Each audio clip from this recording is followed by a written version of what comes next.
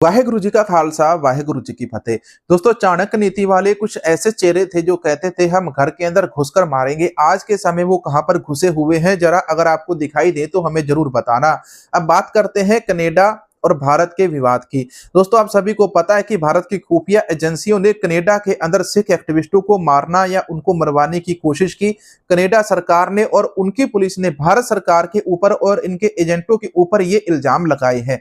अब इसी मामले के अंदर फिर से एक नया मोड़ आ चुका है, जब कनाडा की सरकार ने, कनाडा की पुलिस ने, आरसीएमपी रॉयल माउंटेड पुलिस ने फिर से भारत सरकार और इनके एजेंटों के ऊपर निशाना साधा है और उन्होंने कहा कि कनाडा के अंदर जितने भी इंडियन डिप्लोमेट थे, इन सभी डिप्लोमेट का डायरेक्टली रूप से या इनडायरेक्टली रूप से कनाडा के अंदर हरदीप सिंह निज्जर जी की जो हत्या हुई और उसके बाद एक और हत्या होती है सिख एक्टिविस्ट की, तो इन दोनों को मरवाने के अंदर अमित शाह, लॉरेंस बिश्नोई और जो डिप्लोमेट थे, इन सभी का हाथ था।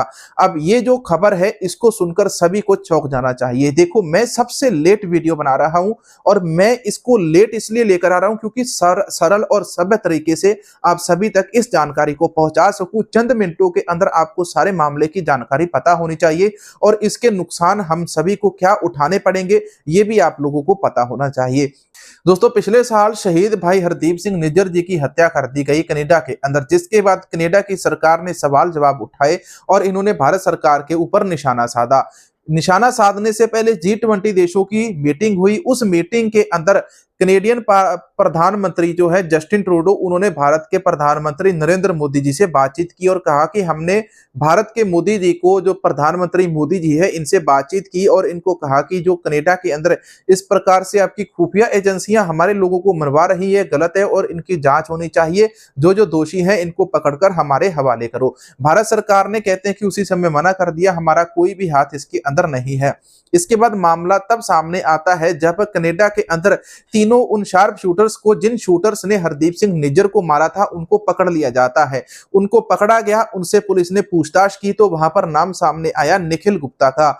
निखिल गुप्ता को चेक गणराज्य देश के अंदर पकड़ा गया और अमेरिका ने उसको अपनी कस्टडी के अंदर वहां से ले लिया। जब उसको अमेरिका ले जाया गया तो निखिल गुप्ता के जब जूते पड़े तो उसने सारी बातें उगल दी। अब ये था मामला वहां तक, लेकिन इसी मामले के अंदर आज के समय जो जांच थी वो चल रही थी। पिछले समय के अंदर आप सभी को पता होगा कि अमेरिका के न्यूयॉर्क से अमित शाह, नरेंद्र मोदी, अजीत डोभाल, इन सभी को मतलब वहां से एक नोटिस आया था कि वहां पर जो अजीत डोभाल है उसको पेश किया जाए, क्योंकि उसका नाम अमेरिका के अंदर जो गुरवंश सिंह पन्नू सिख एक्टिविस्ट है, खालिस्तान की मांग कर रहा है, तो उसके ऊपर हमला करने के अंदर उसका नाम आया है, इसलिए उसको न्यूयॉर्क की कोर्ट के अंदर वहां पर पेश करना था। अजीत डोभाल वहां पर नहीं गए। 4 देशों की वहां पर जो समिट मीटिंग हुई उसके अंदर क्या कुछ हुआ ये हम सभी ने देखा। किस प्रकार से वहां पर उन्होंने मांग रखी कि पंजाब के अंदर बिजनेस को बढ़ावा देना चाहिए, पंजाब के अंदर टैक्स फ्री जोन डिक्लेयर होना चाहिए। इसके बाद उन्होंने और बहुत सारी बातें की। जसदीप सिंह जैसी ने कहा कि भारत के अंदर जो हमले हो रहे हैं सिखों के ऊपर, सिख एक्टिविस्टों के ऊपर हमले हो रहे हैं, इनको रोका जाए। तो अमेरिका ने भी उस समय जब अजीत डोभाल को बुलाया तो अजीत डोभाल वहां पर नहीं पहुंचा, तो उससे पहले ही उनको पता था नहीं आ रहा, तो उन्होंने सैंक्शन लगा दिए शिपिंग के ऊपर और बहुत सारे टैक्स लगा दिए। लेकिन आज के समय जो कनाडा है, कनाडा कहता है कि वो अपने देश के अंदर इमीडिएटली आरएसएस को बैन करने वाले हैं।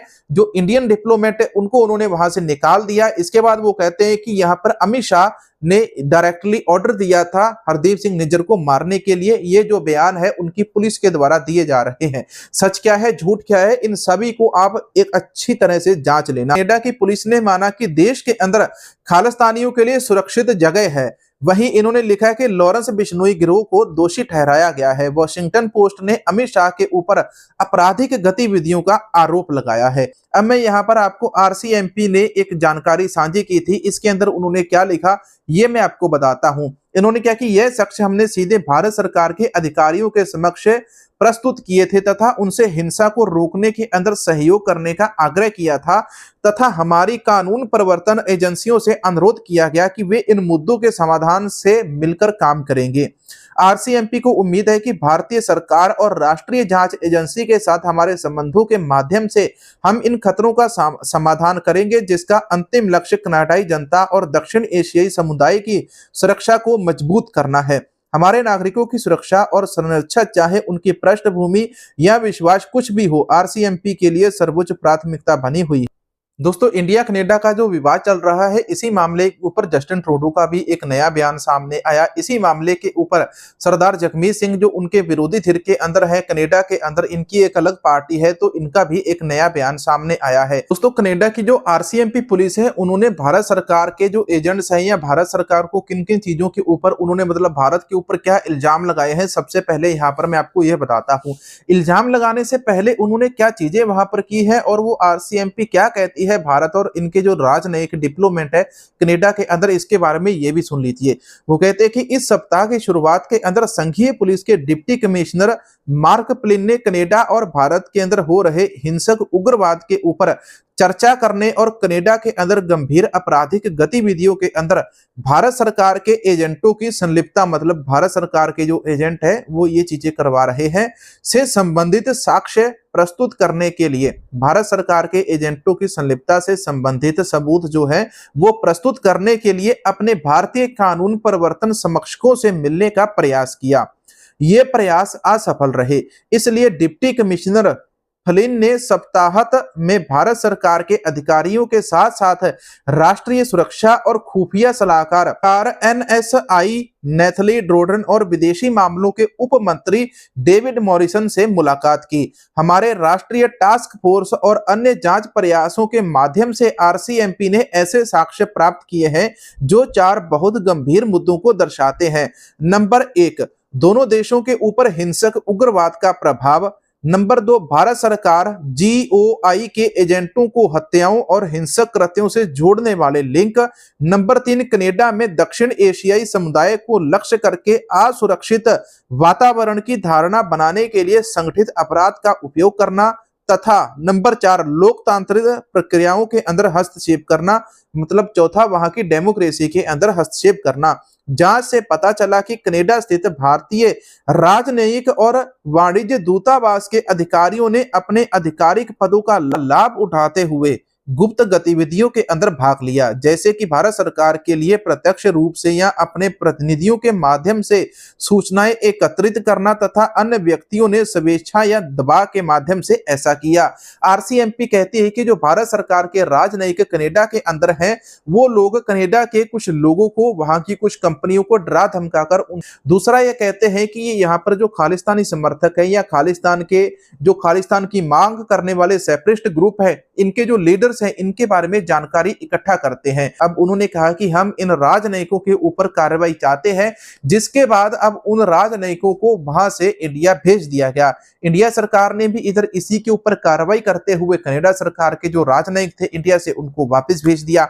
अब मामला यहाँ पर यह खड़ा है कि जब 3 लड़कों को पकड़ा गया, निखिल गुप्ता का बयान सामने आया, अजीत डोभाल का नाम सामने आया, इसके बाद अब लॉरेंस बिश्नोई का, अमित शाह का नाम यहाँ पर सामने आ गया है। क्या होगा क्या नहीं होगा ये तो किसी को नहीं पता, लेकिन कनाडा के अंदर जो पंजाबी बसते हैं, हिंदू बसते हैं, सिख बसते हैं, तो उन सभी को कहीं ना कहीं भारत आने के लिए जो वीजा मिलना था वो बंद हो चुका है। आज के समय के अंदर यहाँ से आप कनाडा नहीं जा सकते, लोगों को नए कनाडा के वीजा नहीं मिलेगी, तो वीजा के ऊपर तो सबसे पहले रोक लगेगी, फिर उड़ानों के ऊपर रोक लगेगी, इसके बाद हमारे व्यापारों के ऊपर रोक लगेगी। जब कनाडा की बात नहीं सुनी जाएगी, मैं आपको ये कहना चाहूंगा कि ना तो आप भारत सरकार की बात मानो, ना आप कनाडा की मानो, ना आप अमेरिका की मानो, आप केवल सबूतों को सामने देखो। जो भी बंदा सामने सबूत रखता है, मैं केवल ये कहता हूं कि जितनी भी बातें हैं, इन सभी के अंदर सिखों को न्याय जरूर मिलना चाहिए।